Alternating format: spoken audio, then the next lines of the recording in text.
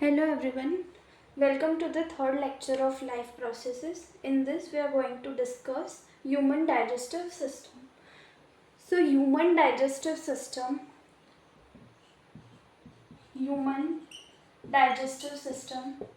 is holozoic. हमने previous lecture में पढ़ा था what is holozoic type of nutrition. Holozoic type of nutrition में जो ऑर्गेनिज्म होता है वो बिग मॉलिक्यूल्स को लेता है और उसको सिंपलर मॉलिक्यूल्स में कन्वर्ट करता है ना. उसी को हम क्या बोलते हैं, holozoic type of nutrition. Then humans are omnivores.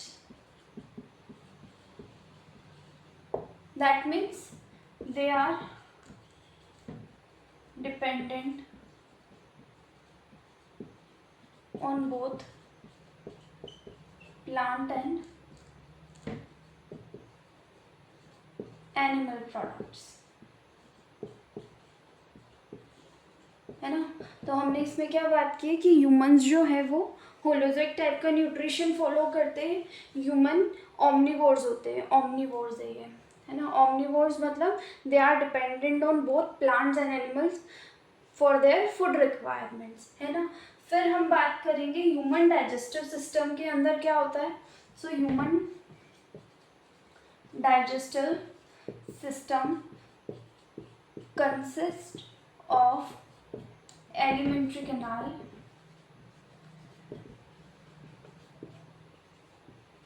and accessory glands.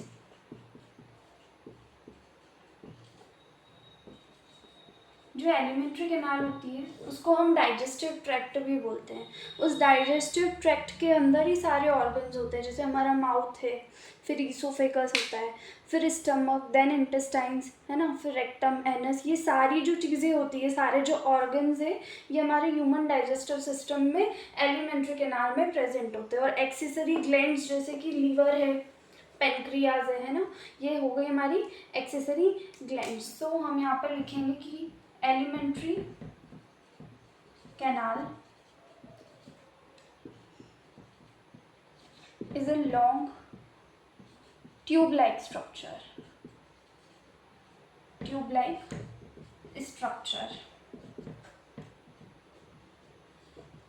ठीक है. अब इसकी एलिमेंट्री कैनाल की जो लेंथ होती है वो 7 to 8 मीटर लॉन्ग होती है. मतलब इतनी लंबी हमारी अंदर एलिमेंट्री कैनाल होती है ना. जैसे कि जो नॉर्मल ह्यूमन है ना, ह्यूमंस की हाइट आजकल तो इतनी ज़्यादा नहीं होने लगी है, बट फिर भी 6 इंच 7 इंच इतनी होती है. बट हमारी एलिमेंट्री कैनाल की हाइट कितनी है, इतनी है. मतलब कि हमारी एलिमेंट्री कैनाल जो है वो बहुत ज़्यादा कॉइल्ड होती है. It is very highly coiled. जैसे कि हमारे अंदर इंटेस्टाइन्स है ना, हम पढ़ते भी हैं कि स्मॉल इंटेस्टाइन है, लार्ज इंटेस्टाइन है, तो बहुत ज़्यादा कॉइल्ड होती है. क्लियर. तो ये हमने बात की है कि ह्यूमन डाइजेस्टिव सिस्टम कैसा होता है, होलोजोइक होता है. ह्यूमंस ऑमनिवोर्स होते हैं, that is they are dependent on plant as well as animal for their food requirement. है ना. फिर ह्यूमन डाइजेस्टिव सिस्टम के अंदर एलिमेंट्री कैनाल और एक्सेसरी ग्लैंड्स होती है. ह्यूमन का जो एलिमेंट्री कैनाल है वो एक लॉन्ग ट्यूब लाइक स्ट्रक्चर होता है जो कि 7 to 8 मीटर लॉन्ग होता है. जो एलिमेंट्री कैनाल होती है, alimentary canal initiates from mouth. Alimentary canal की शुरुआत माउथ से होती है ना, और इट एंड्स एट एनएस. कहाँ पे ख़त्म होती है एलिमेंट्री कैनाल, एनएस पे ख़त्म होती है. माउथ से शुरू होकर एनएस पर ख़त्म होती है. अब हम सबसे पहले माउथ की बात करेंगे, क्योंकि तो जो माउथ है it is the first part of alimentary canal from where food is taken in. है ना. माउथ जो होता है उससे ही हम खाना खाते हैं, है ना. तो यही लिखा है मैंने कि माउथ जो है वो first part of alimentary canal है जहाँ से हम खाने को खाते हैं. अब ये जो माउथ है ये 3 पार्ट्स में डिवाइडेड है, मतलब इसके अंदर भी 3 स्ट्रक्चर्स होते हैं। क्या क्या होते हैं वो? टिथ होता है, टंग होती है ना, हमारे माउथ में टिथ होते हैं, टंग होते हैं, और saliva. Saliva is not a structure but saliva is an liquid present inside our mouth, है ना। तो हमारे माउथ के अंदर क्या क्या है? टिथ है, टंग है और सलाइवा है। तो अब हम 1 बाय 1 इन तीनों चीज़ों की बात करेंगे, है ना। तो हम सबसे पहले बात करते हैं टिथ की। ये जो टिथ है, दिस आर हार्ड स्ट्रक्चर्स। हमारे टिथ बहुत हार्ड होते हैं, है ना, कवर्ड बाय इनेमल। अब हम इनेमल के बारे में पढ़ते हैं कि enamel is the hardest structure present inside human body, है ना। तो इनेमल क्या है? हार्डेस्ट स्ट्रक्चर है, हम इसके बारे में भी लिखेंगे। पर हम पहले ये लिख लेते हैं कि जो टिथ होते हैं, teeth are pale yellow in colour. ऐसा बोला जाता है कि टिथ वाइट इन कलर होते हैं, but no, it's not true. Teeth का कलर कौन सा होता है? पेल येलो, हल्का पीला रंग होता है दांतों का, है ना। अब हम इनेमल की बात करते हैं। Enamel is the hardest structure present inside human body, है ना। तो हमने क्या बात की है कि टिथ क्या है? हार्ड स्ट्रक्चर से कवर्ड बाय इनेमल। काय से कवर्ड होते हैं टिथ? इनेमल से। इनेमल का रंग वाइट होता है, हल्का वाइट होता है, नॉट प्योर वाइट, ठीक है। टिथ का कलर कौन सा है? पेल येलो होता है। इनेमल हार्डेस्ट स्ट्रक्चर होता है जो कहाँ प्रेजेंट होता है? Inside the sorry sorry enamel hard structure है इन एंटायर ह्यूमन बॉडी, है ना। और इनेमल प्रेजेंट कहाँ होता है? इनेमल टिथ के ऊपर प्रेजेंट होता है, टिथ की जो सबसे अपर मोस्ट लेयर है उसमें प्रेजेंट होता है। टिथ जो है वो 3 लेयर्स में डिवाइडेड होता है। कौन कौन सी लेयर है वो? Crown, root and neck. ये 3 लेयर्स है जिनमें टिथ डिवाइडेड होता है। सबसे पहले जो बेस होता है हमारे दांतों का वो होता है रूट, फिर उसके बाद नेक होता है, फिर उसके बाद क्राउन होता है। तो ये जो क्राउन है ये सबसे अपर मोस्ट पार्ट है हमारे टिथ का। इस क्राउन के ऊपर क्या प्रेजेंट होगा? इनेमल प्रेजेंट होगा, है ना। अब ये जो टिथ है ना, टिथ्स आर एम्बेडेड मतलब धसे हुए होते हैं इन अपर एंड लोअर जो।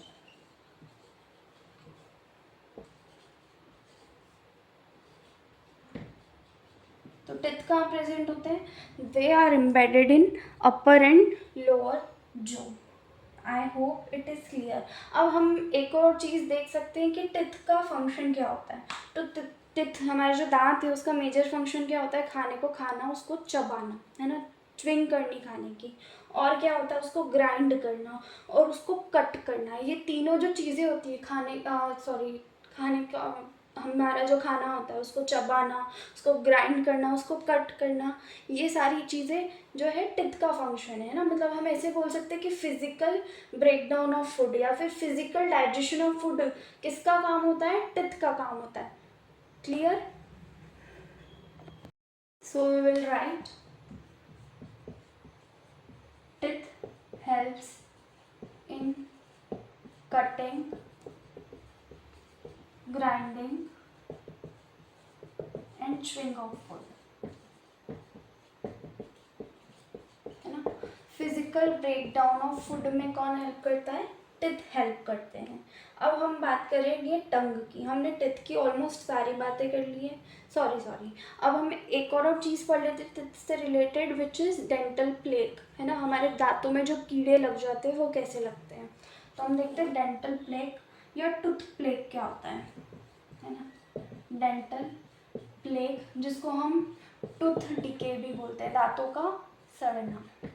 ये कैसे होता है? हम जो खाना खाते हैं ना उसमें बहुत सारे एसिडिक सब्सटेंसेस प्रेजेंट होते हैं, एसिड्स भी प्रेजेंट होते हैं, और हमारे खाने के साथ बहुत से बैक्टीरियाज भी माउथ में एंटर होते हैं। और ये जो बैक्टीरियाज होते हैं ना ये हमारे दांतों को धीरे धीरे डिग्रेड करने लगते हैं, धीरे धीरे सड़ाने लगते हैं। इसी चीज़ को हम टूथ डिके या डेंटल प्लेग बोलते हैं।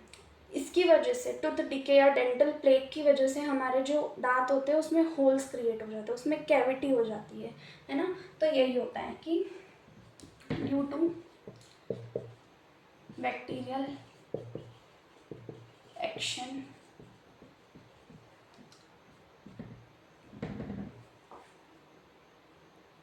Teeth starts to,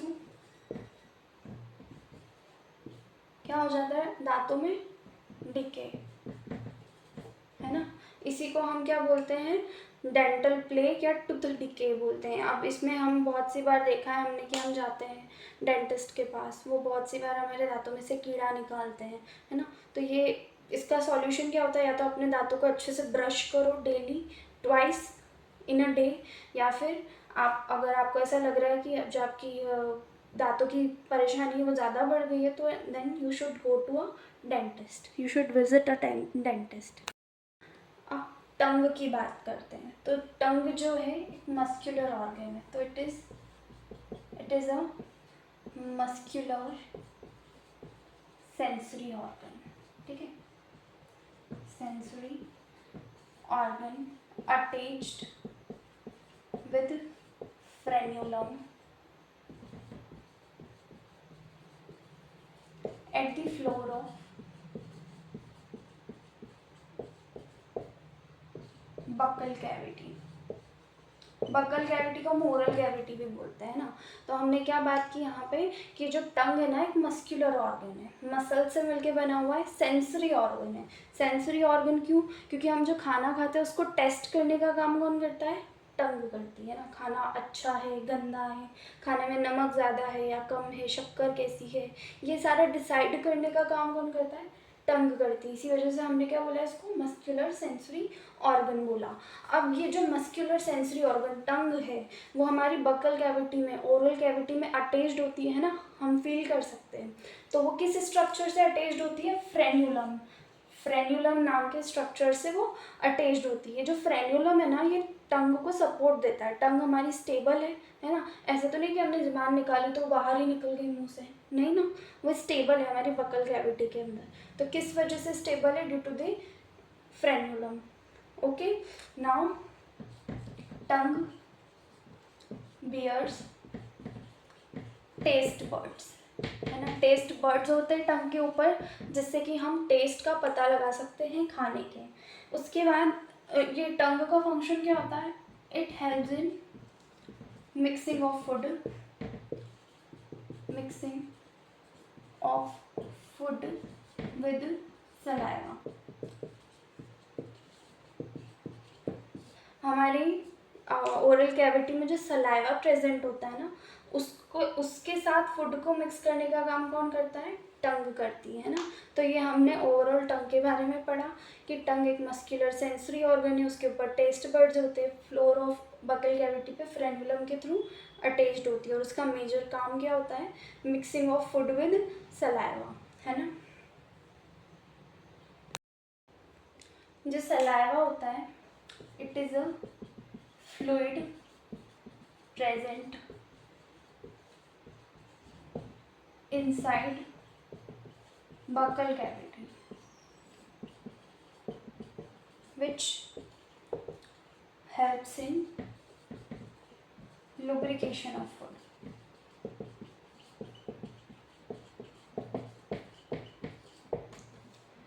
Saliva is secreted through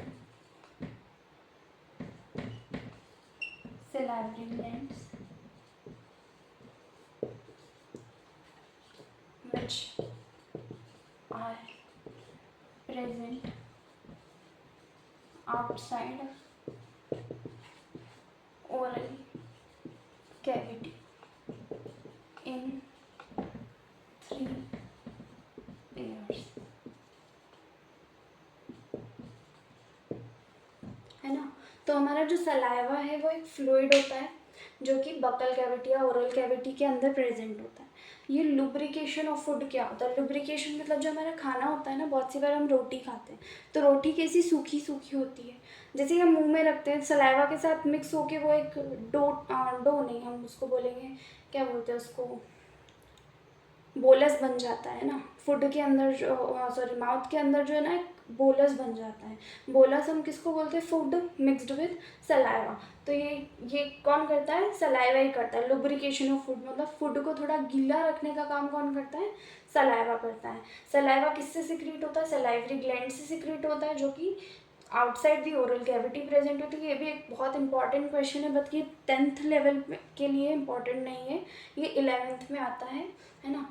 अब ये जो सलाइवरी ग्लैंड है वो 3 पेयर्स में प्रेजेंट होती है, 3 सलाइवरी ग्लैंड्स होती है। पर चलो हम नाम डिस्कस नहीं करेंगे, बस हम ये याद रखेंगे कि कितनी सलाइवरी ग्लैंड्स होती है? 3 होती है। तो ये हमने सलाइवा की बात की। अब सलाइवा के अंदर जो एक एंजाइम होता है सलाइवरी अमाइलेज, ठीक है, तो हम ये भी लिख ही लेते हैं। सलाइवरी अमाइलेज इज प्रेजेंट, ये प्रेजेंट है इनसाइड सलाइवा, ठीक है, विच ब्रेक्स डाउन स्टार्च, ठीक है। ये जो सलाइवरी अमाइलेज है किसका ब्रेक डाउन करने में काम करता है? स्टार्च का ब्रेक डाउन करने में काम करता है। अब हम आगे जब बात करेंगे ना पूरा कंप्लीट डाइजेशन की, तो उसमें हम पढ़ेंगे कि ये जो सलाइवरी अमाइलेज होता है वो 30% स्टार्च को ब्रेक डाउन करता है जो हम खाने में खाते हैं, ठीक है। तो माउथ के अंदर सबसे पहले किसका ब्रेक डाउन इनिशिएट होता है या किसका डाइजेशन इनिशिएट होता है? सलाइवा सॉरी स्टार्च का डाइजेशन कौन करता है? सलाइवरी अमाइलेज करता है। कितना परसेंट करता है? 30%। ये मैंने जितनी भी अभी क्वेश्चंस बोले या आंसर्स बोले ये बहुत इंपॉर्टेंट है एग्जाम लेवल के लिए, है ना। तो ये हमारी सलाइवा की बात कंप्लीट हो गई। अब देखो हमने माउथ में तीनों स्ट्रक्चर की बात कर ली, टंग, टिथ और सलाइवा, तीनों चीज़ें हमने कवर कर ली, है ना। अब हम आगे बात करेंगे ईसोफेगस की। ईसोफेगस से पहले हमारे पास 2 स्ट्रक्चर आते हैं, एक होता है फेरिंग्स। फेरिंग्स कुछ नहीं है, बस it is the common passage for food and air. तो हम लिख लेंगे it is the common passage for food and air. हमको पता है हमारे नेक रीजन में ईसोफेगस भी है और ईसोफेगस के आगे ट्रेकिया भी है। ट्रेकिया को हम विंड पाइप बोलते हैं ना। तो जहाँ पे ये विंड पाइप और ट्रेकिया और ईसोफेगस की स्टार्टिंग है वहाँ पे ही फेरिंग्स होता है ना, जहाँ पे हवा और खाना मिल रहा है, उस स्ट्रक्चर को क्या बोलेंगे? फेरिंग्स बोलते हैं। एक और चीज़ होती है लैरिंग्स। लैरिंग्स कुछ नहीं, साउंड बॉक्स होता है, साउंड बॉक्स जहाँ से हमारा आवाज़ का प्रोडक्शन होता है, उसी को हम लैरिंग्स बोल देते हैं। अब हम बात करेंगे ईसोफेगस की। Esophagus is also known as food pipe. In esophagus, peristalsis movement is seen by which food is pushed towards stomach, है ना। तो हमने क्या बात की कि ईसोफेगस को हम क्या बोलते हैं? एक और फूड पाइप बोलते हैं। ईसोफेगस के अंदर कौन सी मूवमेंट होती है? पेरिस्टाल्सिस मूवमेंट होती है, जिसके थ्रू जो खाना है हमारा वो कहाँ पहुँचता है? स्टमक में पहुँचता है, ठीक है। तो ये हमारी ईसोफेगस की बात हो गई। एक थिन मस्कुलर ऑर्गन होती है ईसोफेगस, जो कि कहाँ ओपन होती है? स्टमक में ओपन होती है, जिससे क्या होता है? फूड ट्रांसफ़र होता है। कहाँ ट्रांसफ़र होता है? स्टमक में ट्रांसफ़र होता है। किस मूवमेंट्स के थ्रू ट्रांसफ़र होता है? पेरिस्टाल्टिक मूवमेंट्स के थ्रू ट्रांसफ़र होता है। Clear? Peristaltic peristalsis are the rhythmic movements to push the food inside stomach. ठीक है, कुछ नहीं, हमारी जो लॉन्ग पाइप है ईसोफेगस, उसके अंदर मूवमेंट्स होती है जिसको हम पेरिस्टाल्सिस या पेरिस्टाल्टिक मूवमेंट्स भी बोल सकते हैं, जिसके थ्रू जो खाना होता है वो कहाँ पुश होता है, स्टमक की तरफ पुश होता है। ठीक है, अब हम बात करेंगे स्टमक की। So stomach it is a J shaped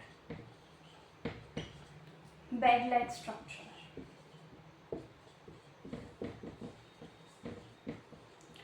present between, ये between है esophagus and small intestine।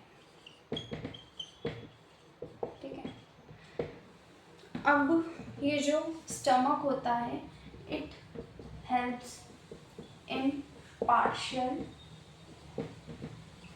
digestion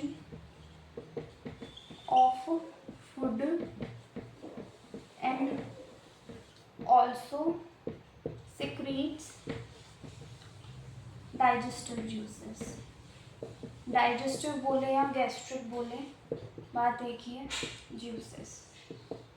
ठीक है, तो जो स्टमक है वो एक जे शेप्ड बैग लाइक स्ट्रक्चर होता है। एक नॉर्मल हमने बना दिया कि स्टमक का शेप कौन सा होता है, जे शेप होता है। ठीक है, कहाँ प्रेजेंट होता है, बिटवीन ईसोफेगस, ईसोफेगस हमने बात की अभी फूड पाइप, और स्मॉल इंटेस्टाइन के बीच में प्रेजेंट होता है स्टमक। क्या काम करता है, पार्शियल डाइजेशन ऑफ फूड करता है ना, मतलब खाने के अंदर जो बड़े बड़े मॉलिक्यूल्स होते हैं, बिगर मॉलिक्यूल्स होते हैं, फूड मॉलिक्यूल्स, उनको स्मॉलर वंस में कन्वर्ट करने का काम करता है। क्या रिलीज करता है, डाइजेस्टिव या गैस्ट्रिक जूसेस भी रिलीज करता है। ये जो डाइजेस्टिव या गैस्ट्रिक जूसेस रिलीज होते हैं स्टमक में, उनकी वजह से ही फूड का डाइजेशन हो पाता है ना। तो अभी हम पढ़ेंगे कि फूड के अंदर कौन कौन से सिक्रीशंस प्रेजेंट होते हैं। एक तो नॉर्मल बता देती हूँ कि फूड के अंदर HCl प्रेजेंट होता है। HCl को हम बोलते हैं हाइड्रोक्लोरिक एसिड, एक टाइप का एसिड प्रेजेंट होता है फूड के अंदर, स्टमक के अंदर म्यूकस होता है, और पेप्सिन नाम का एक एंजाइम होता है। ठीक है, तो हम अभी इनकी सबके डिटेल में बात करते हैं। अब हम लिखते हैं secretions of HCl, mucus and HCl mucus, और क्या होता है स्टमक में, gastric juice is present inside stomach। ठीक है, अब देखो हमारी जो स्टमक है उसके अंदर HCl क्यों प्रेजेंट है, क्योंकि HCl kills certain bacteria that enters through food। हम जो खाना खाते हैं ना उसके थ्रू कुछ बैक्टीरिया हमारे स्टमक में आ जाते हैं, उनको किल करने का काम कौन करता है, HCl करता है। एक और काम होता है HCl का, HCl जो है वो pH मेंटेन करने का काम करता है। It also maintains the pH of stomach.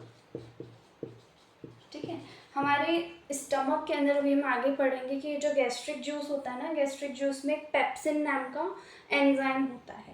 ये जो पेप्सिन नाम का एंजाइम है ये प्रोटीन को डाइजेस्ट करता है, और जो एक प्रॉपर्टी है कि जो प्रोटीन है ये तभी डाइजेस्ट होगा जब कैसा एनवायरनमेंट हो, एसिडिक एनवायरनमेंट हो, है ना। पीएच कैसा हो, एसिडिक हो। यहाँ पे हम लिख भी लेते हैं, मेंटेन करता है, कौन सा पीएच मेंटेन करता है, एसिडिक पीएच मेंटेन करता है। ऑब्वियसली एसिड है तो कौन सा ही पीएच मेंटेन रखेगा, एसिडिक ही रखेगा, है ना। तो इसकी वजह से जो हमारे स्टमक का पीएच है वो एसिडिक होता है। अब हम देखते हैं म्यूकस के बारे में।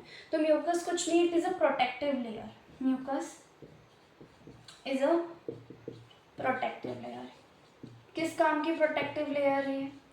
देखो अब हमारी स्टमक के अंदर क्या प्रेजेंट है? HCl प्रेजेंट है। HCl बहुत खतरनाक एसिड है, तो हमको HCl से बचाने के लिए कुछ तो होना चाहिए हमारे पास, तो म्यूकस होता है। Protective layer that prevents the walls of stomach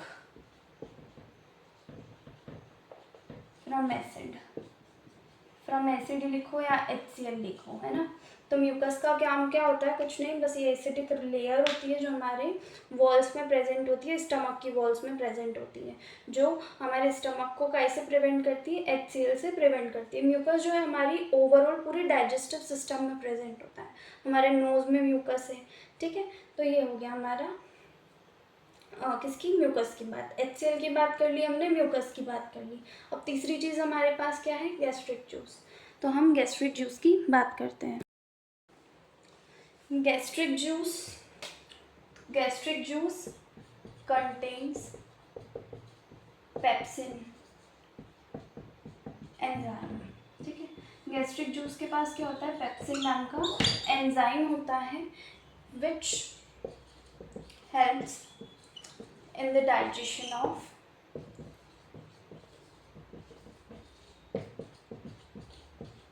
protein, ठीक है। जो पेप्सिन होता है वो किसके डाइजेशन में हेल्प करता है? प्रोटीन के डाइजेशन में। हमने सबसे पहले माउथ के अंदर देखा था सलाइवा में सलाइवरी अमाइलेज होता है, एक एंजाइम होता है सलाइवरी अमाइलेज, जो कि स्टार्च 30% स्टार्च का ब्रेक डाउन करता है। उसके बाद हमने स्टमक में देखा एक एंजाइम जिसको पेप्सिन बोलते हैं। पेप्सिन किसका डाइजेशन करता है? प्रोटीन का करता है। क्लियर? अब देखो हमारा स्टमक की ऑलमोस्ट सारी बातें हो गई है, कुछ नॉर्मल पॉइंट्स लिख लेते हैं कि जो स्टमक है, stomach stores food for 4 to 5 hours, है ना। जो स्टमक के अंदर खाना कितनी देर तक स्टोर होता है?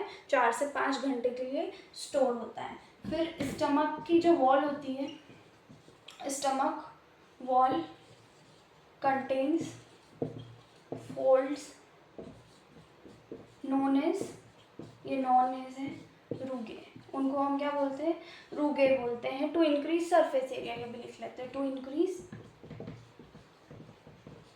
Surface area. जब हम खाली पेट होते हैं तो वॉल्स पे रूगे प्रेजेंट होते हैं, है ना। मतलब जो हमारा स्टमक है वो पूरा सिकुड़ा हुआ होता है। क्लियर? जैसे हम खाना खा लेते तो ये रूगे जो होते हैं वो ओपन होने लग जाते हैं सरफेस एरिया बढ़ाने के लिए, ताकि हम ज़्यादा से ज़्यादा खाना हमारे स्टमक के अंदर स्टोर हो सके। क्लियर? तो हमने क्या देखा कि 4 से 5 घंटे के लिए स्टोर होता है खाना हमारे स्टमक में। स्टमक की वॉल पे रूगे होते हैं जो कि सरफेस एरिया इंक्रीज करने का काम करते हैं। हमारे स्टमक की बातें हो गई। अब ये कहाँ प्रेजेंट होता है ये भी बात कर ली कि between oesophagus and small intestine, ठीक है। कैसा होता है? जे शेप्ड बैग लाइक स्ट्रक्चर है। क्या क्या होता है? HCl है, म्यूकस है और गैस्ट्रिक जूस जिसके अंदर पेप्सिन नाम का एंजाइम है। पेप्सिन किसका डाइजेशन करता है? प्रोटीन का डाइजेशन करता है। अब हम बात करेंगे स्मॉल इंटेस्टाइन की। देखो स्मॉल इंटेस्टाइन जो है वो प्रैक्टिकली देखें तो लार्ज इंटेस्टाइन से बड़ी होती है, बट इसको हम स्मॉल क्यों बोलते हैं? क्योंकि ये बहुत ज़्यादा फोल्डेड होती है। जो स्मॉल इंटेस्टाइन है उसकी लेंथ लार्ज इंटेस्टाइन से ज़्यादा होती है, बट बिकॉज ये बहुत ज़्यादा छोटी सी एरिया में कवर हो जाती है इसीलिए हम इसको स्मॉल इंटेस्टाइन बोलते हैं। तो हम धीरे धीरे करके स्मॉल इंटेस्टाइन पढ़ लेते हैं।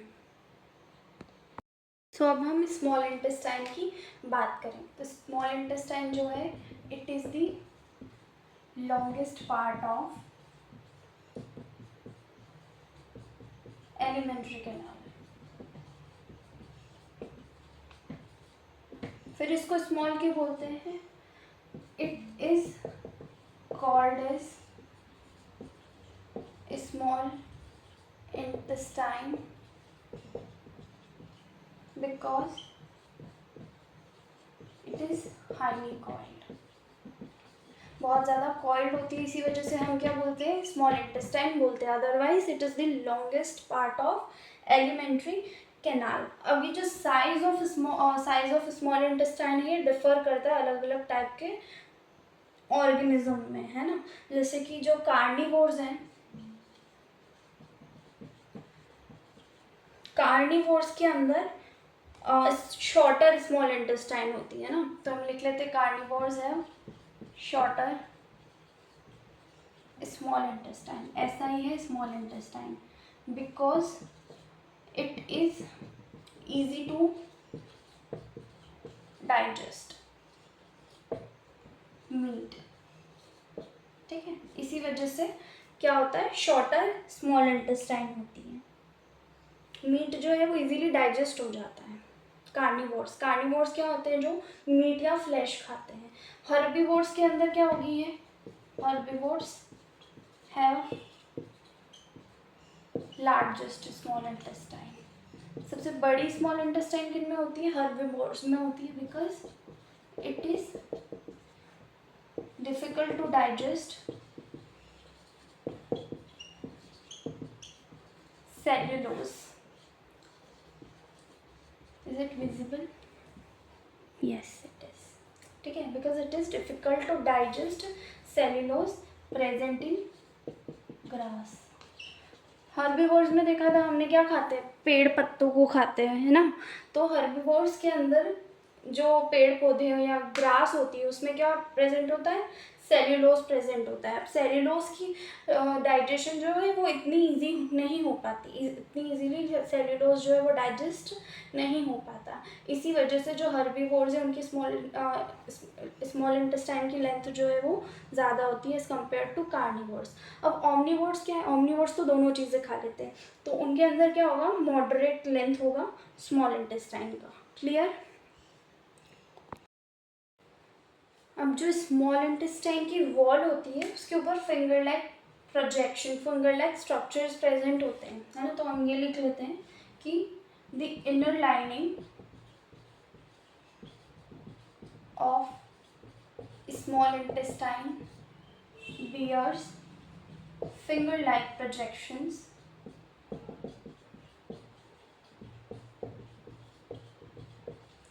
known as विलाय, ठीक है। फिंगर लाइक प्रोजेक्शंस प्रेजेंट होते हैं जिनको क्या बोलते हैं, विलाय बोलते हैं। क्यों होते हैं विलाय, विच इंक्रीजेस सरफेस एरिया। जैसे कि स्टमक के अंदर रुगे थे जो सरफेस एरिया बढ़ा रहे थे, उसी तरीके से स्मॉल इंटेस्टाइन के अंदर क्या है, विलाय है जो कि सरफेस एरिया को बढ़ाते हैं ताकि ज़्यादा से ज़्यादा एब्जॉर्प्शन हो सके। अभी हम देखेंगे कि सबसे ज़्यादा डाइजेशन, मतलब डाइजेशन कंप्लीट कहाँ हो जाता है, स्मॉल इंटेस्टाइन में।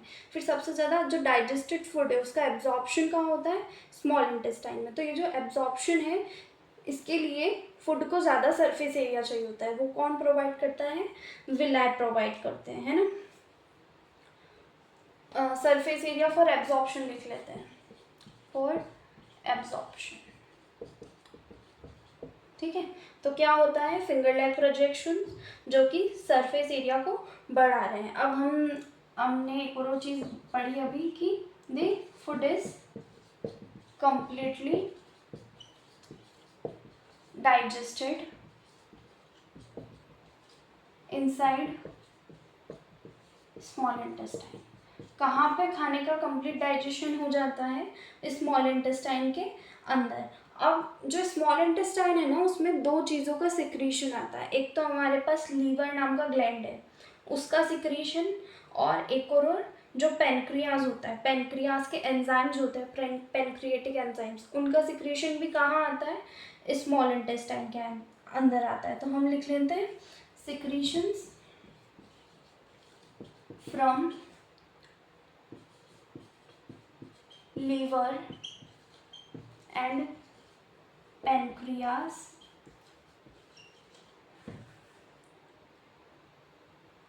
enter the intestine to help digestion, ठीक है। तो हमने क्या लिखा, secretion from liver and pancreas enters the intestine to help digestion की प्रोसेस को कंप्लीट करने के लिए सिक्रीशंस आते हैं फ्रॉम लीवर एंड इंटेस्टाइन। तो अब हम इन सिक्रीशंस की बात कर लेते हैं। तो हम बात करते हैं लीवर की। लीवर जो है it is the largest gland, ठीक है, लार्जेस्ट ग्लैंड ह्यूमन बॉडी की होती है लीवर। अब ये जो लीवर है वो सिक्रीट करता है bile. So liver it secretes bile which helps in emulsification of fat। Emulsification मतलब होता है जो बड़े बड़े फैट के मॉलिक्यूल्स हैं उनको छोटे मॉलिक्यूल्स में कन्वर्ट करने का काम करता है। ये जो बाइल है ये कोई केमिकल डाइजेशन नहीं करता, मतलब बाइल के अंदर कोई केमिकल एंजाइम नहीं होता जिसके थ्रू जो बड़े मॉलिक्यूल्स हैं वो केमिकली कन्वर्ट होंगे, नहीं, वो फिजिकल डाइजेशन करता है। जैसे हमने टिथ का देखा था कि जो टिथ है वो छोटे छोटे मॉलिक्यूल्स में कन्वर्ट कर रहा है बड़े मॉलिक्यूल्स को च्युइंग करके, उसी तरीके से बाइल करता है। च्युइंग नहीं करता बट फिजिकल ब्रेक डाउन करता है ना। तो it secretes bile which helps in emulsification of fat। emulsification of fat में हम लिख लेते हैं that is converts large molecules into smaller ones। अब ये जो लीवर है ना इसके अंदर गॉल ब्लैडर प्रेजेंट होता है। सो bile is stored inside gall bladder। जो गॉल ब्लैडर है इसका काम क्या होता है, बाइल को स्टोर करने का, है ना। अब जो लीवर कैंसर होता है ना, liver cancer majorly gall bladder में ही होता है। जो गॉल ब्लैडर है उसी में कैंसर होता है जिसको हम लीवर कैंसर बोल देते हैं, ठीक है। लीवर हमारे वैसे बहुत एक इम्पॉर्टेंट ऑर्गन है बॉडी का, बहुत इंपॉर्टेंट ग्लैंड होती है क्योंकि ये डिटॉक्सिफिकेशन का काम करता है। और अगर लीवर एक बार ख़राब हो गया तो उसका पूरा कम्प्लीटली क्योर होने का चांसेस नेग्लिजिबल है। अभी तक ऐसे कोई मेडिसिन नहीं है जिससे कि लीवर कम्प्लीटली वो हो जाए। भले हम लीवर ट्रांसप्लांट भी करवा लें बट फिर भी लीवर के अंदर एक बार इन्फेक्शन हो गया तो वो बना रहेगा। क्लियर। तो लीवर की बात हो गई। अब हम बात करेंगे पैनक्रियाज की। पैनक्रियाज जो है it is a leaf like gland which secretes 3 enzymes। कौन कौन से एंजाइम्स होते हैं, enzymes like trypsin, amylase and lipase, है ना। तो कौन कौन से enzyme, trypsin, amylase and lipase. Lipase को लिपेज भी बोलते हैं, कुछ भी बोलो, लिपेज बोलो, लाइपेज बोलो। देखो अब मैं ट्रिप्सिन की एक ट्रिक बताती हूँ, है ना। ट्रिप्सिन और पेप्सिन, पेप्सिन कहाँ पढ़ा था हमने, स्टमक में पढ़ा था। पेप्सिन क्या कर रहा था, प्रोटीन का ब्रेक डाउन कर रहा था। पेप्सिन के पीछे भी सिन लगा हुआ था, पेप्सिन, और ट्रिप्सिन के पीछे भी सिन लगा हुआ है, मतलब ये सिन सिन वाले एक जैसा काम करेंगे। तो लिख लेते हैं हम, trypsin helps in protein digestion. Trypsin किसका काम करता है, प्रोटीन डाइजेशन का काम करता है ना। अब हमने अमाइलेज, अमाइलेज एक और पढ़ा था, सलाइवरी अमाइलेज। कहाँ पढ़ा था, सलाइवरी अमाइलेज माउथ के अंदर होता है जो कि 30% स्टार्च को ब्रेक डाउन करता है। तो अमाइलेज भी क्या काम करेगा, ब्रेक डाउन करेगा जितना भी बाकी बचा है। Amylase helps in starch break down, starch digestion. जो हमारा स्टार्च है वो एक टाइप का कार्बोहाइड्रेट है ना, ये मैंने पहले भी लेक्चर में बताया हुआ है। तो अमाइलेज किसका ब्रेक डाउन करता है, स्टार्च का। कितना % स्टार्च बचा होगा, 70, क्योंकि 30 तो ऑलरेडी माउथ में डाइजेस्ट हो चुका था। माउथ के अलावा कहीं स्टार्च डाइजेस्ट हुआ क्या, स्टमक में स्टार्च का डाइजेशन नहीं हुआ था, तो फाइनली कहाँ पर होगा, स्मॉल इंटेस्टाइन में हो जाएगा। क्लियर। अब जो लाइपेज होता है वो फैट का डाइजेशन करता है, किसका, फैट्स का। तो लाइपेज या lipase helps in digestion of fat. तो हमारे ये तीनों पैनक्रिएटिक एंजाइम्स थे जिन्होंने रिस्पेक्टिवली ट्रिप्सिन ने प्रोटीन का डाइजेशन किया, अमाइलेज ने स्टार्च का डाइजेशन किया और लाइपेज ने फैट का डाइजेशन कंप्लीट किया, है ना। तो ये हमारी स्मॉल इंटेस्टाइन की बात हो गई, जहाँ पे हमारा जो डाइजेशन ऑफ फूड है वो कंप्लीट हो चुका है। अब स्मॉल इंटेस्टाइन के बाद आता है लार्ज इंटेस्टाइन। लार्ज इंटेस्टाइन में नो डाइजेशन होता है ना, क्योंकि हमारा डाइजेशन ऑलरेडी स्मॉल इंटेस्टाइन में कंप्लीट हो चुका है। तो स्मॉल इंटेस्टाइन जो है वो एब्जॉर्प्शन में काम करती है। जो डाइजेस्टेड फूड है उसका एब्जॉर्प्शन कहाँ होता है? लार्ज इंटेस्टाइन में, ठीक है। तो हम अब लार्ज इंटेस्टाइन की बात करेंगे। Large intestine, it is short in length as compared to small intestine. Then why it is known as large intestine? It is called large intestine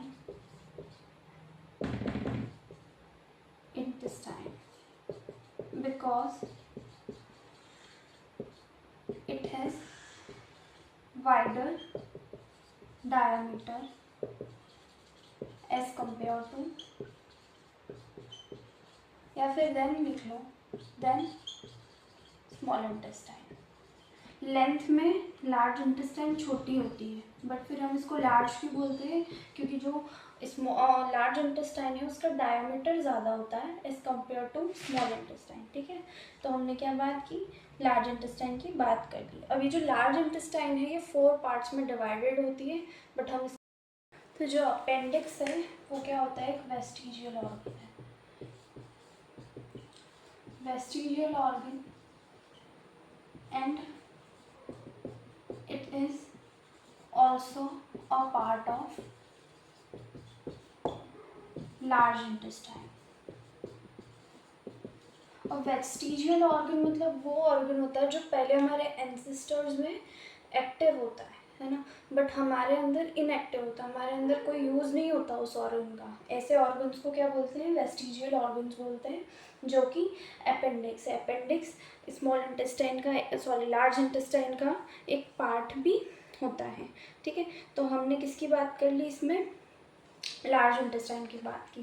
क्या बात की थी? कि लार्ज इंटेस्टाइन जो है वो स्मॉल इंटेस्टाइन से लेंथ में छोटी होती है, बट लार्ज क्यों बोला जाता है उसको? क्योंकि लार्ज इंटेस्टाइन का डायामीटर स्मॉल इंटेस्टाइन से ज़्यादा होता है, ठीक है। अब हम बात करेंगे रेक्टम की। किसकी बात करेंगे? रेक्टम। रेक्टम भी एलिमेंट्री कैनाल का एक पार्ट होता है, लास्ट पार्ट होता है एलिमेंट्री कैनाल का, जो कि फीकल मैटर को स्टोर करने का काम करता है temporary. So it is the last या फिर सेकेंड लास्ट बोल सकते हैं part of alimentary canal. It stores faecal matter. Faecal matter बोले या वेस्ट मैटर बोले, ठीक है। उसको कौन स्टोर करने का काम करता है? रेक्टम स्टोर करने का काम करता है, ठीक। रेक्टम के बाद जो हमारा लास्ट पार्ट होता है एलिमेंट्री कैनाल का, उसको हम बोलते हैं एनस। इसमें हम लिख सकते हैं कि it is the last part of alimentary canal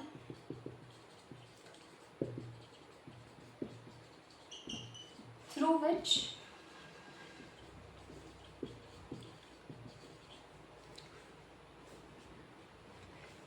waste product is excreted, ठीक है। एनस से ही क्या होता है? वेस्ट प्रोडक्ट का एक्सक्रीशन होता है या फिर रिमूवल होता है। इसके अंदर एक एनल स्फिंक्टर होता है, ठीक है। एनल स्फिंक्टर जो है वो जो फीकल मैटर है उसको बैकवर्ड पुश करने के लिए होता है, मतलब डाउन दी बॉडी पुश करने के लिए होता है, ताकि जो फीकल मैटर है वो एनस के थ्रू बॉडी से बाहर निकल जाए, ठीक है। तो उसके लिए क्या है? एनल स्फिंक्टर है। वैसे ही अब हम स्फिंक्टर्स की बात कर लेते हैं। स्फिंक्टर कुछ नहीं स्ट्रक्चर्स होते हैं जो कि अलग अलग पार्ट में प्रेजेंट होते हैं, पार्ट के बीच में प्रेजेंट होते हैं, दो ऑर्गन्स के बीच में प्रेजेंट होते हैं। जैसे कि हमारा जो ईसोफेगस है एंड स्टमक के बीच में स्फिंक्टर प्रेजेंट होगा। वो क्या काम करेगा, जो खाना है उसको फॉरवर्ड पुश करने का काम करता है ना, ताकि जो खाना है वो मेरा बैकवर्ड रिवर्स होके ना आ जाए, इसीलिए स्फिंक्टर्स होते हैं। ठीक है, ये one directional flow of food को या वन डायरेक्शनल फ्लो को अलाउ करते हैं स्फिंक्टर। ठीक है, तो ईसोफेगस और स्टमक के बीच में होगा, फिर स्टमक और intestine, stomach and small intestine के बीच में होगा, then small intestine and large intestine के बीच में होगा। और अभी हमने एक और स्फिंक्टर देखा था जो कि एनल स्फिंक्टर था। ठीक है, जो कि कहाँ प्रेजेंट होता है, एनस की एंडिंग पे प्रेजेंट होता है। उसका भी सेम काम होता है ताकि फीकल मैटर जो है बॉडी से बाहर ही जा सके, वो रिवर्स बैक होके और बॉडी के अंदर वापस नहीं आ जाए, इसीलिए स्फिंक्टर होते हैं। आई होप इट इज़ क्लियर। अब हम mechanism of digestion of food की बात करेंगे। अब हम पढ़ेंगे मैकेनिज्म ऑफ डाइजेशन। तो हमारा जो डाइजेशन है वो 5 स्टेप्स में फॉलोड है, 5 स्टेप्स में होता है हमारा human digestion complete. First step जो होती है वो है इंजेशन। इंजेशन मतलब खाने को खाना, है ना। हम जो खाना है उसको मुंह में रखते हैं, उसी को इंजेशन बोलते हैं। Process of intake of food by mouth, so it is the process of intake of food by mouth. ठीक है, इसी को हम क्या बोलते थे, इंजेशन बोल देते हैं। क्लियर। अब सेकेंड स्टेप जो होता है वो होता है डाइजेशन। डाइजेशन की हमने पहले भी बात कर रखी है कि digestion is the process of breaking down large molecules into smaller ones, है ना। So digestion is the process of breakdown of large food molecules into smaller ones, smaller molecules, इसी को हम क्या बोल देते हैं, डाइजेशन बोलते हैं। अब देखो हमारा जो डाइजेशन होता है वो एंजाइम्स के थ्रू होता है ना। तो हम ऐसे भी लिख सकते हैं कि process of breakdown of large food molecules into smaller once by the help of enzymes. ये डाइजेशन किसकी वजह से पॉसिबल हो पाता है, एंजाइम्स की वजह से ही पॉसिबल हो पाता है। तो हम बात कर रहे थे डाइजेशन की, है ना। हमने देखा कि डाइजेशन का मतलब क्या होता है कि फूड के जो बिगर मॉलिक्यूल्स हैं उनको स्मॉलर वंस में कन्वर्ट करना इज नोन एज डाइजेशन। अब ये जो डाइजेशन है ये एंजाइम्स की वजह से ही पॉसिबल हो पाता है।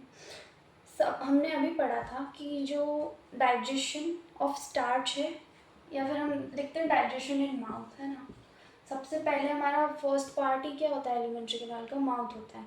तो माउथ में डाइजेशन होता है, यस होता है। किस चीज़ का डाइजेशन होता है, स्टार्च का। तो digestion in mouth, so starch कितना percent, 30% is digested inside mouth through an enzyme called salivary amylase। कौन से एंजाइम के थ्रू 30% स्टार्च का डाइजेशन होता है माउथ में, वो एंजाइम है सलाइवरी अमाइलेज, जो कि क्या करता है 30% स्टार्च को डाइजेस्ट करता है। ठीक है, अब ये जो स्टार्च है ये कार्बोहाइड्रेट है ना। तो 30% स्टार्च डाइजेस्ट हो रहा है माउथ के अंदर थ्रू सलाइवरी अमाइलेज। तो हम लिख लेते हैं कि जो स्टार्च है it is getting digested through salivary amylase. किस में टूट रहा है, ये माल्टोज में। ठीक है, ये जो है स्टार्च ये कॉम्प्लेक्स फॉर्म होता है, इसके अंदर कार्बन 6 होते हैं। इसके इसके अंदर कार्बन 2 या 3 होते हैं, ठीक है, डिपेंड्स। तो जो कार्बन स्टार्च है वो किस में टूट रहा है, माल्टोज में टूट रहा है, मतलब सिंपलर फॉर्म में टूट रहा है। लेकिन क्या अभी भी इसका कंप्लीट ब्रेकडाउन हो गया? कब कार्बन 1 हो गया क्या? नहीं हुआ। इसका मतलब क्या है कि इसका अभी भी ब्रेकडाउन बाकी है। तो ये ब्रेकडाउन हम आगे हमने पढ़ा था, कहाँ होता है ये, स्मॉल इंटेस्टाइन में होता है।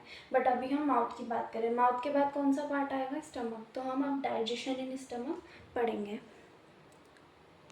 अब हम देखेंगे डाइजेशन इन स्टमक। स्टमक के अंदर कौन सा एंजाइम पढ़ा था हमने, पेप्सिन, जो कि किसका ब्रेकडाउन कर रहा था, प्रोटीन का। तो हम लिख लेते हैं proteins through pepsin enzyme gets converted into peptones.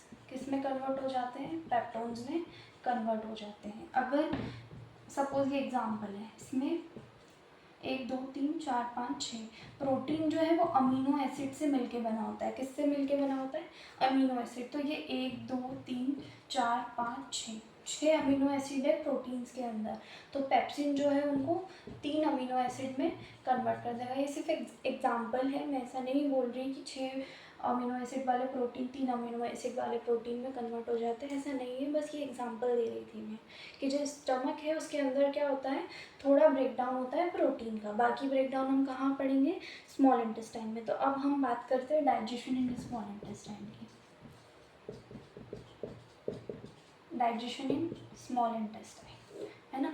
तो हमने अलग बहुत सारी चीज़ों का डाइजेशन देखा था स्मॉल इंटेस्टाइन में। तो सबसे पहले तो हमने इमल्सिफिकेशन ऑफ फैट देखा था, ठीक है, इमल्सिफिकेशन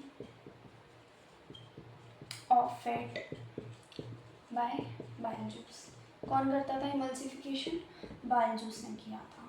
फिर हमने क्या देखा था, बाइल जूस के बाद हमने ट्रिप्सिन नाम का एंजाइम देखा था। जो ट्रिप्सिन नाम का एंजाइम था वो प्रोटीन को कन्वर्ट कर रहा था, है ना। तो प्रोटीन को जो ट्रिप्सिन है वो डाइपेप्टाइड में कन्वर्ट कर देगा, ठीक है।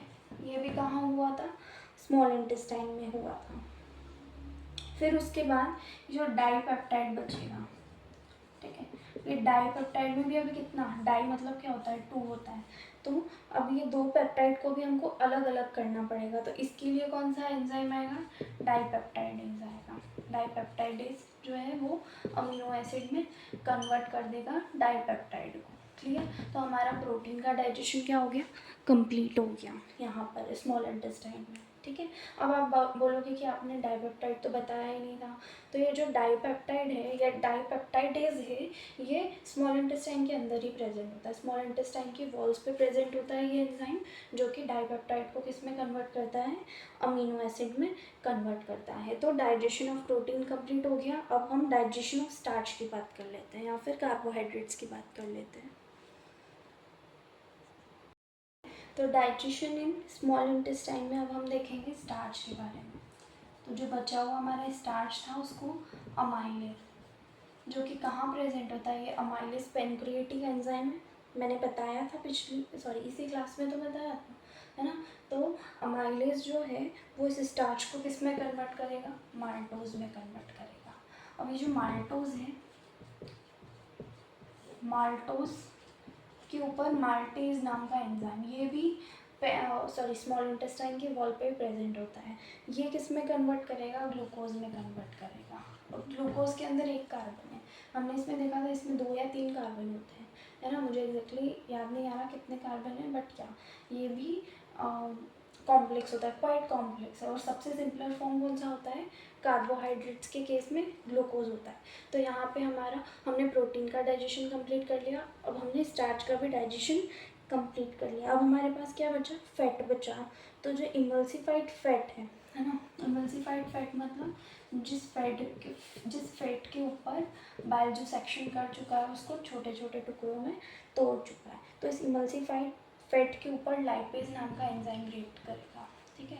लाइपेज भी हमने पेनक्रियाज के एंजाइम में पढ़ा था। और ये जो लाइपेज है ये इसको फैटी एसिड प्लस डाइग्लिसराइड में कन्वर्ट करेगा, ठीक है। तो हमारा फैट का डाइजेशन भी कंप्लीट हो गया, है ना। तो हमारा डाइजेशन जो है वो पूरा ओवरऑल कंप्लीट हो चुका है। हमने डाइजेशन ऑफ प्रोटीन कंप्लीट किया, फिर स्टार्च का डाइजेशन कंप्लीट किया, फिर हमने फैट का डाइजेशन भी कंप्लीट कर लिया। तो हमारा डाइजेशन क्लियर है। अब उसके बाद हम क्या पढ़ेंगे, एब्जॉर्प्शन बात करेंगे। थर्ड प्रोसेस जो होती है मैकेनिज्म ऑफ डाइजेशन में, वो है एब्जॉर्प्शन। सो एब्जॉर्प्शन क्या होता है, it is the process through which digested food passes into blood। कहाँ जाता है डाइजेस्टेड फूड, ब्लड के अंदर जाता है ना, थ्रू कैपिलरीज, थ्रू विलाय। विलाय हमने पढ़ा था जो कि वॉल ऑफ इंटेस्टाइन के अंदर प्रेजेंट होता है। सो इट इज एब्जॉर्ब्ड, या फिर हम लिख लेते हैं फूड इज एब्जॉर्ब्ड थ्रू, या फिर बाय लिख लेते हैं, बाय विलाय एंड लेक्टिल्स। अब ये लेक्टिल्स क्या आ गया, लेक्टिल्स जो है वो कैपिलरीज होती है जो कि कहाँ प्रेजेंट होती है, विलाय के अंदर होती है। तो हम ये भी लिख लेते हैं कि स्मॉल लिम्फ कैपिलरीज। लिम्फ भी एक टाइप का फ्लूइड कनेक्टिव टिश्यू होता है जो कि हमारी बॉडी में प्रेजेंट होता है, ट्रांसपोर्टेशन में हेल्प करता है। हम ट्रांसपोर्टेशन में आगे इसकी बात करेंगे। तो small lymph capillaries present in villi, कहाँ प्रेजेंट होती है, लेक्टिल्स प्रेजेंट इन विलाय। ये विलाय जो होती है ना, ये ऐसा स्ट्रक्चर होता है, ठीक है, जहाँ पे ऐसे करके स्ट्रक्चर्स होते हैं जिसके थ्रू फूड पास होता है और एब्जॉर्प्शन होता है।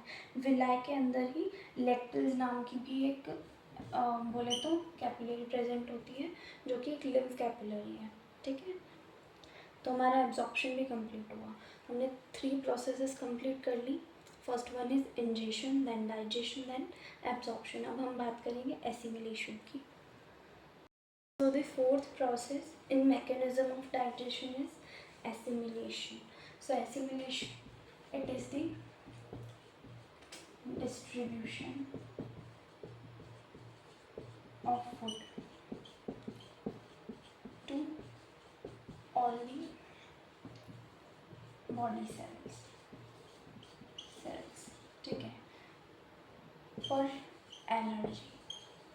क्यों चाहिए, क्योंकि एनर्जी हर एक सेल को क्या एनर्जी की ज़रूरत होती है।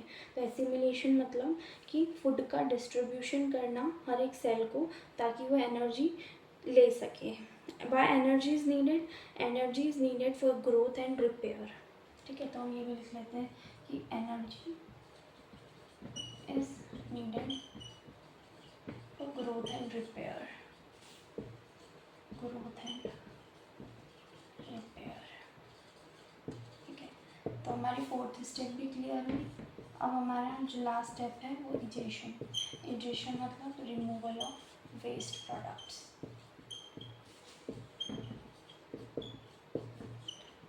हमने बात की थी कि वेस्ट प्रोडक्ट्स क्या होता है, फीसेस होती है, ठीक है। फीसेस वेस्ट प्रोडक्ट है। अब ये जो फीसेस है इसका कलर होता है येलो, है ना। तो इसी को फीसेस को ही बॉडी से बाहर भेजने की प्रोसेस को, इसके रिमूवल के प्रोसेस को ही बोलते हैं इजेशन। अभी जो फीसेस होता है इसमें भी मतलब एनस के अंदर भी पेरिस्टल्सिस होती है, ताकि पेरिस्टल्सिस से क्या हो जाए, फीसेस जो है वो बॉडी से रिमूव आउट हो जाए, बॉडी से रिलीज आउट हो जाए, ठीक है। हमने एनल स्फिंक्टर की भी बात की थी। वहाँ पर कहाँ पर होता है anal sphincter, anal sphincter anus की एंडिंग पे प्रेजेंट होता है, जो कि जो फीकल मैटर है उसको वापस बैकवर्ड फ्लो को प्रिवेंट करता है, ठीक है। तो हमारा इजेशन भी कंप्लीट हुआ। अब हमने एक और चीज़ की बात की थी, रेक्टम, है ना। एनस से पहले रेक्टम की बात की थी। तो रेक्टम जो है ये एब्जॉर्ब करता है वाटर या फिर न्यूट्रिएंट्स फ्रॉम फिशेस। ये जो फीकल मैटर होता है इसमें बहुत सारे ज़रूरत की चीज़ें भी होती है, वाटर भी होता है, एक्स्ट्रा एक्सेस जो वाटर है या फिर आयन्स है, न्यूट्रिएंट्स है, उनका एब्जॉर्प्शन का काम कौन करता है? रेक्टम करता है। तो अब हमने ना सारी प्रोसेस की बात कर ली, हमारे मैकेनिज्म ऑफ फूड में सारी प्रोसेस हो चुकी है, ingestion, digestion, absorption, assimilation, egestion. अच्छा, रेक्टम के बारे में एक और चीज़ बोलते हैं कि रेक्टम के अंदर कुछ बैक्टीरियाज भी होते हैं, है ना। ऐसे कुछ बैक्टीरिया, हाँ कुछ तो होता है रेक्टम के अंदर जो कि हमारी बॉडी को इन्फेक्शन से फाइट करने के लिए वो करता है, प्रिवेंट करता है, ऐसा कुछ है रेक्टम के अंदर। तो मेकानिज़्म ऑफ डाइजेशन तो कंप्लीट हो चुका है। अब हम कुछ डिजीज़ देखेंगे रिलेटेड टू डाइजेस्टिव सिस्टम, है ना। तो हमारा disease related to digestive system में पहले हम देख लेते हैं डायरिया के बारे में। डायरिया मतलब होता है दस्त जो लग जाती है, उसी को डायरिया बोलते हैं। इसके अंदर जो पेरिस्टल्सिस मूवमेंट होती है वो बहुत ज़्यादा होने लग जाती है, जिसकी वजह से जो फीकल मैटर है वो बॉडी से थोड़े थोड़े टाइम में रिलीज़ होने लगता है। अभी हमने देखा था कि एनस की जो एंडिंग होती है वहाँ पर भी पेरिस्टल्टिक मूवमेंट होती है, जिससे कि फीकल मैटर बॉडी से बाहर निकल जाए, है ना। लेकिन वो जो peristaltic movement, uncontrolled peristaltic movement होने लगता है तो उसी को डायरिया बोलते हैं, ठीक है। Uncontrolled peristalsis results in the frequent removal of fecal matter, जिसे को हम बोलते हैं दस्त लग जाना।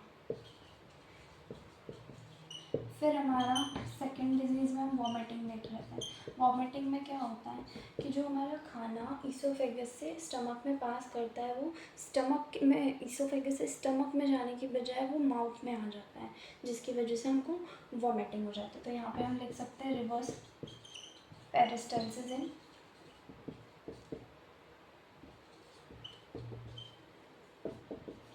stomach, sorry, peristalsis in esophagus results in vomiting, जिसकी वजह से क्या हो जाती है?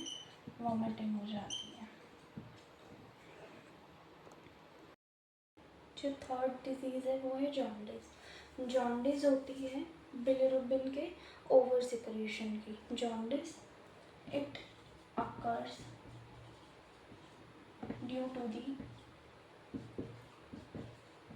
Over secretion of, bile juice लिख देते हैं, ठीक है। बाइल जूस का एक कंपोनेंट होता है बिलिरुबिन और बिलिवर्डिन, उसके ओवर सिक्रेशन की वजह से जॉन्डिस हो जाता है ना, जिसको हम पीलिया भी बोलते हैं, जिसकी वजह से हमारी आँखें पीली हो जाती है ना। तो वही जॉन्डिस है। जॉन्डिस के बाद हम बात करेंगे इंडाइजेशन की।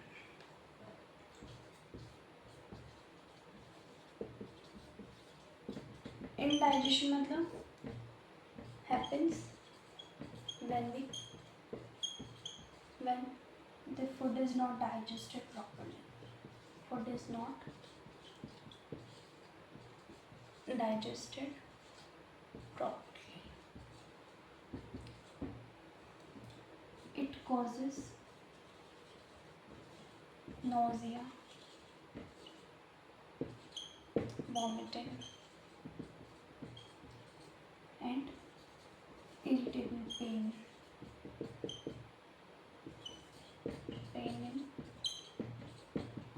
upper alimentary canal.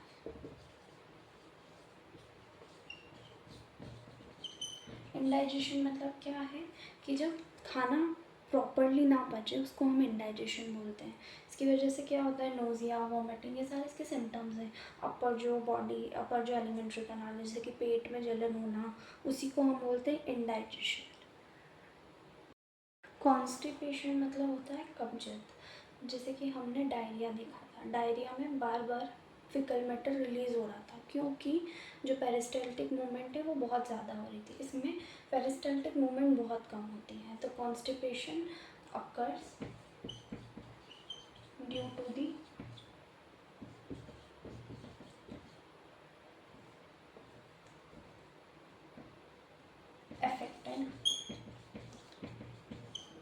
Peristaltic movement, ठीक है। इसमें जो फीकल मैटर है वो बहुत मुश्किल से रिलीज़ हो पाता है। तो जो फीकल मैटर वो बहुत मुश्किल से रिलीज़ हो पाता है, इसी को हम कॉन्स्टिपेशन बोलते हैं ना। इसका सिम्टम क्या होता है, स्टूल बन जाता है हमारी बॉडी में, ठीक है। फीकल मैटर बॉवल मूवमेंट जो है वो बहुत ज़्यादा रिड्यूस हो जाती है। स्टूल्स जो होते हैं वो वीक में एक बार या 2-3 बार या फिर बहुत कम रिलीज़ हो पाते हैं, इसी को हम कॉन्स्टिपेशन बोलते हैं। तो ये लास्ट डिजीज़ थी रिलेटेड टू डाइजेस्टिव सिस्टम। यहाँ पे हमारा जो डाइजेस्टिव सिस्टम है ह्यूमंस का या फिर न्यूट्रिशन वाला पार्ट पूरा कंप्लीट हो चुका है, ठीक। तो हमने इसमें किस इंजेशन की बात की, फिर डाइजेशन, एब्जॉर्प्शन, एसिमिलेशन, है ना, और इजेशन की बात की थी। उससे पहले भी हमने माउथ की बात की, oesophagus, stomach, small intestine, large intestine, rectum, anus, इन चीज़ों की डिटेल में बात की थी। क्लियर। तो ये हमारा जो है न्यूट्रिशन वाला पार्ट कंप्लीट है। तो आई होप आप लोगों को समझ आया होगा। Thank you so much for watching.